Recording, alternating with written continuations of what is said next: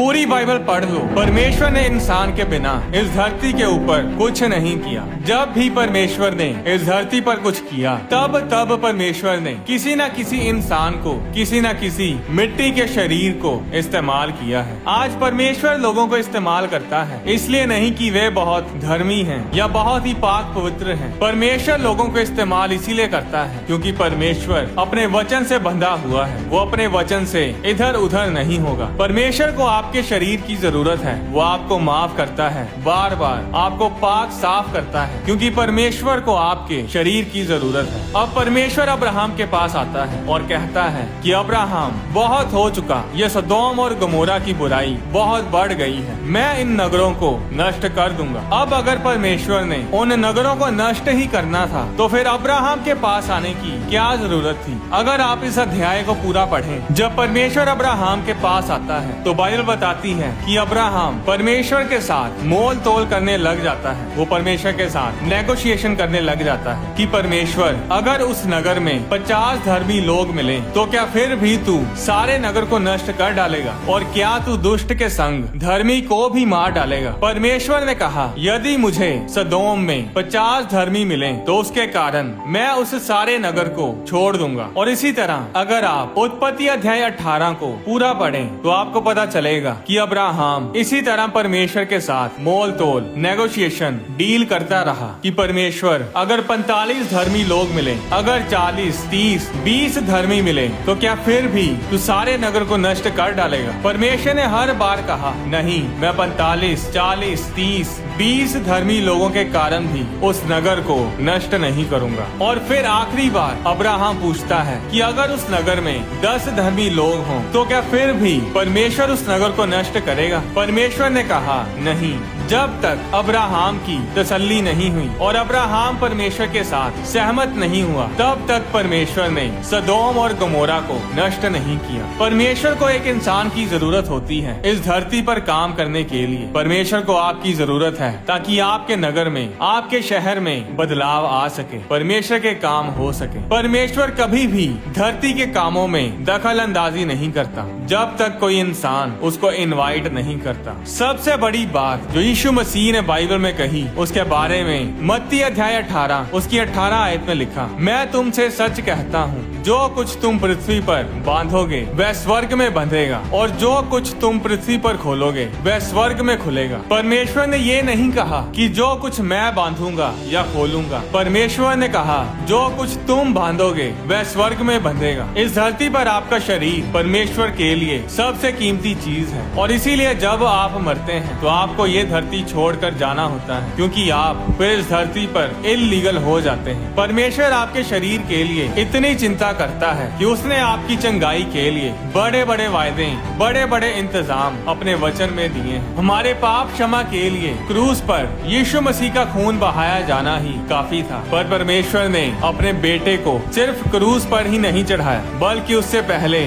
उसको कोड़ों से भी मरवाया। यीशु मसीह इस धरती पर इसलिए आए थे कि वो हमारे पापों को अपने ऊपर लेकर उस क्रूस पर चढ़े। सिर्फ क्रूस ही काफी थी हमें परमेश्वर के साथ मिलाने के लिए, हमारे पापों को माफ करने के लिए, उन सब अधिकारों को वापस पाने के लिए जो पहले आदम और हवा ने पाप करने के कारण खो दिए थे। पर क्या आप जानते हैं कि जो कोड़ों की मार यीशु मसीह ने सही, वो सिर्फ और सिर्फ हमारी चंगाई के लिए थी। 1 पतरस अध्याय 2 उसकी 24 आयत में लिखा, वह आप ही हमारे पापों को अपनी देह पर लिए हुए क्रूस पर चढ़ गया, जिससे हम पापों के लिए मरकर धार्मिकता के लिए जीवन बिताएं। उसी के मार खाने से तुम चंगे हुए। जिस यूनानी शब्द को चंगाई के लिए यहाँ पर इस्तेमाल किया गया है, उसका मतलब है शारीरिक चंगाई, फिजिकल हीलिंग। ये कोई आत्मिक चंगाई की बात नहीं हो रही। यहाँ पर साफ साफ लिखा है कि यीशु मसीह ने हमारी शारीरिक चंगाई के लिए मार खाई। यीशु मसीह के शरीर का तोड़ा जाना ये कीमत थी हमारी चंगाई की, और ये कोई साधारण सी मार नहीं थी। कोड़ों की मार उस समय की सबसे दर्दनाक सजा थी,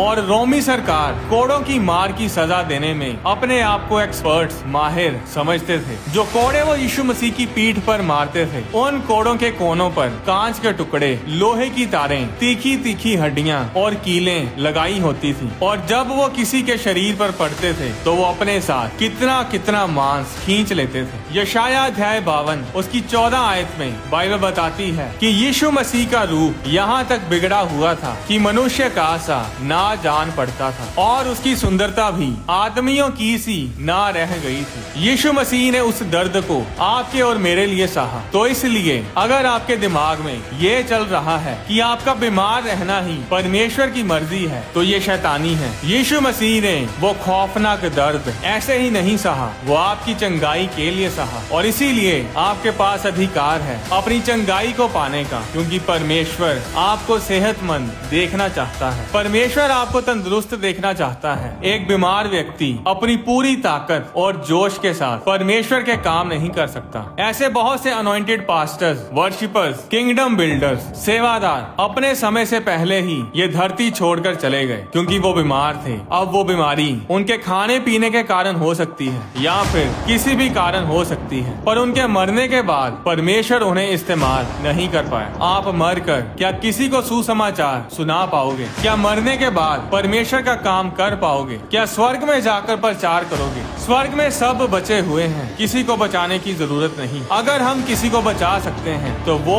इसी धरती पर है। इस धरती पर रहते हुए लोगों को जरूरत है बचाने की, और हम धरती पर रह कर ही लोगों को परमेश्वर के बारे में बता सकते हैं। और इसीलिए परमेश्वर को आपके शरीर की जरूरत है ताकि वो आपको इस्तेमाल कर सके। जब इंसान प्रार्थना करनी बंद कर देता है तो परमेश्वर भी इस धरती पर काम करना बंद कर देता है। लूका अध्याय 18 उसकी 1 आयत में यीशु मसीह ने कहा कि हमेशा प्रार्थना करते रहो। 1 थिस्सलुनीकियों अध्याय 5 उसकी 16 और 17 आयत में लिखा, सदा आनंदित रहो, बिना रुके प्रार्थना में लगे रहो, क्योंकि जब आप प्रार्थना करनी बंद कर दोगे तब परमेश्वर इस धरती पर काम करना भी बंद कर देगा। और ऐसा ही हुआ था कलीसिया के साथ जब हेरोदेस ने यूहन्ना के भाई याकूब को तलवार से मरवा डाला था। प्रेरितों के काम अध्याय 12 उसकी 3 आयत में लिखा, जब उसने देखा कि यहूदी लोग इससे आनंदित होते हैं तो उसने पतरस को भी पकड़ लिया। 5 आयत में लिखा, बंदी गृह में पतरस बंद था परंतु कलीसिया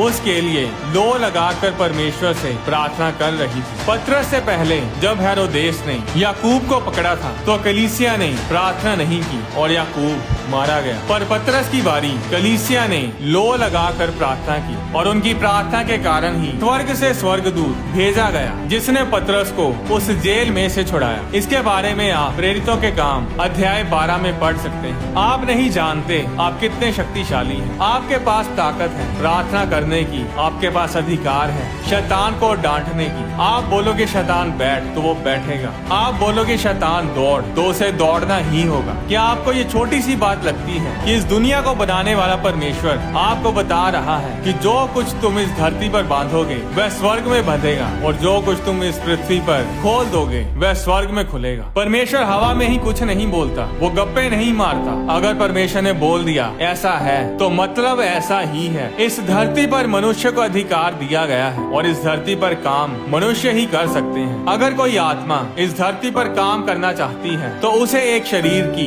एक बॉडी की जरूरत है। बिना बॉडी के, बिना शरीर के कोई आत्मा इस धरती पर काम नहीं कर सकती। जब यीशु मसीह ने इस धरती पर आना था तो बाइबल बताती है कि यीशु मसीह के लिए खास तौर पर एक बॉडी, एक शरीर तैयार किया गया था, जिसके बारे में इब्रानियों अध्याय 10 उसकी 5 आयत में लिखा है, इसी कारण वह जगत में आते समय कहता है, बलिदान और भेंट तूने ना चाही पर मेरे लिए एक देह तैयार की, एक बॉडी तैयार की। अब यीशु मसीह के आने के लिए एक देह, एक बॉडी की जरूरत क्यों थी? क्योंकि बिना शरीर के आत्मा इस धरती के ऊपर इल्लीगल होनी थी। इस धरती पर काम करने के लिए आत्मा को शरीर की जरूरत है। आपके शरीर को दुष्ट आत्मा के लिए बनाया नहीं गया, हमारी बॉडी को परमेश्वर के लिए बनाया गया है। 1 कुरिन्थियों अध्याय 6 उसकी 13 आयत में लिखा, देह यानी बॉडी प्रभु के लिए है और परमेश्वर बॉडी के लिए है। और इसीलिए दुष्ट आत्मा का आपके शरीर के ऊपर, आपके परिवार में उसके पास कोई कानूनी अधिकार नहीं है। और अगर आप यीशु मसीह पर विश्वास करते हैं, अगर आपने यीशु मसीह को अपना उद्धारकर्ता, अपना प्रभु ग्रहण किया है, तो आपके पास अधिकार है उस दुष्ट आत्मा को अपने परिवार से, अपनी बॉडी से, अपने घर से निकाल फेंकने का। जब एलिया नबी ने राजा आहाब को भविष्यवाणी दी थी कि मेरे कहे बिना ना तो बारिश होगी ना ही ओस पड़ेगी, तो जो भविष्यवाणी उसने की थी वो अपने आप पूरी नहीं हुई। बाइबल बताती है कि एलिया ने प्रार्थना की बारिश ना हो, और बारिश नहीं हुई। और जब उसने बारिश होने के लिए दोबारा प्रार्थना की तो फिर जाकर बारिश हुई। एलिया कोई अलग से स्वर्ग से उतरा मनुष्य नहीं था, वो भी हमारे जैसा ही दुख सुख भोगी मनुष्य था, और उसकी प्रार्थना ने आसमान को बांध दिया था। इसके बारे में याकूब अध्याय 5 उसकी 17 आयत में आप पढ़ सकते हैं। जो भविष्यवाणी एलिया ने दी थी वो परमेश्वर के वचन के द्वारा दी थी। अब अगर परमेश्वर ने बारिश करनी ही नहीं थी तो फिर परमेश्वर को एक मामूली से इंसान की क्या जरूरत थी कि वो प्रार्थना करे कि बारिश ना हो। इसका जवाब ये है कि परमेश्वर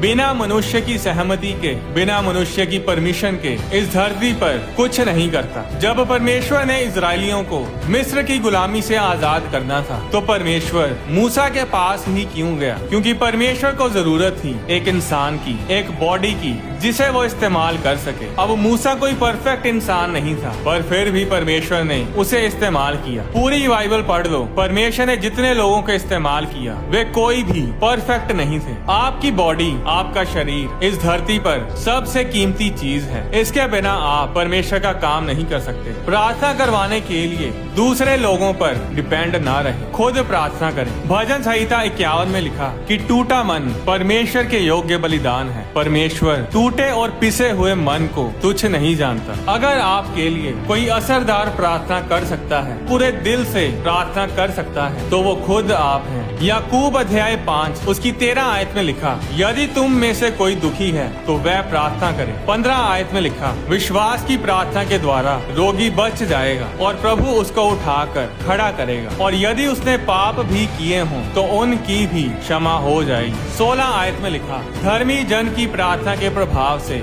बहुत कुछ हो सकता है। परमेश्वर आपको चंगा और आशीषित इसीलिए करता है ताकि आपको अपने कामों के लिए इस्तेमाल कर सके। आज लोग चंगे और आशीषित इसीलिए नहीं हो पाते क्योंकि उनके मांगने का तरीका गलत है। वे मांगते हैं अपनी ऐश परस्ती करने के लिए, मौज मस्ती करने के लिए, फिर से पाप करने के लिए। आज परमेश्वर से मांगे कि परमेश्वर मुझे चंगा कर, मुझे आशीषित कर, ताकि मैं आपके कामों को कर सकूं। मेरे शरीर को चंगा कर, क्योंकि आपको मेरे शरीर की जरूरत है। जब तक आप प्रार्थना नहीं करेंगे तब तक इस धरती पर आपके जीवन में कुछ नहीं होगा। बैठे रहो, टाइम वेस्ट करते रहो बिजी अपने काम में, लगे रहो डे नाइट अपने करियर को बनाने में, पैसा छापने में। ये सब बेकार होगा, किसी काम नहीं आएगा, कुछ भी फ्रूटफुल नहीं होगा अगर आप प्रार्थना नहीं करेंगे। इतना सब कुछ जानने के बाद भी अगर आप प्रार्थना नहीं करेंगे तो इसका मतलब है कि आप अपने और अपने परिवार के लिए, अपने वंश के लिए सीरियस नहीं है। शैतान जानता है कि जब आप प्रार्थना में बैठेंगे, जब आप अपने मुंह से कमांड करेंगे, जब आप परमेश्वर को इनवाइट करेंगे, उसके पवित्र आत्मा को इनवाइट करेंगे, तो शैतान जानता है कि उसकी योजनाएं, उसके प्लान्स, उसकी इच्छाएं असफल हो जाएंगी और वो जो चाहता है वो कर नहीं पाएगा। अब फैसला आपको करना है कि जो चल रहा है सब कुछ वैसे ही चलता जाए या फिर प्रार्थना करके सब कुछ बदल दिया जाए। परमेश्वर के वचन से जुड़ी वीडियोस को देखने के लिए आप होली स्पिरिट प्रोडक्शंस चैनल को सब्सक्राइब करें और बेल आइकन पर क्लिक करके ऑल नोटिफिकेशंस को सिलेक्ट करें ताकि चैनल पर अपलोड की जाने वाली सारी वीडियोस आपके फोन में जरूर पहुंचे। आप अपनी डोनेशन बैंक अकाउंट के जरिए और QR कोड को स्कैन करके भी भेज सकते हैं। परमेश्वर आपको आशीष दे।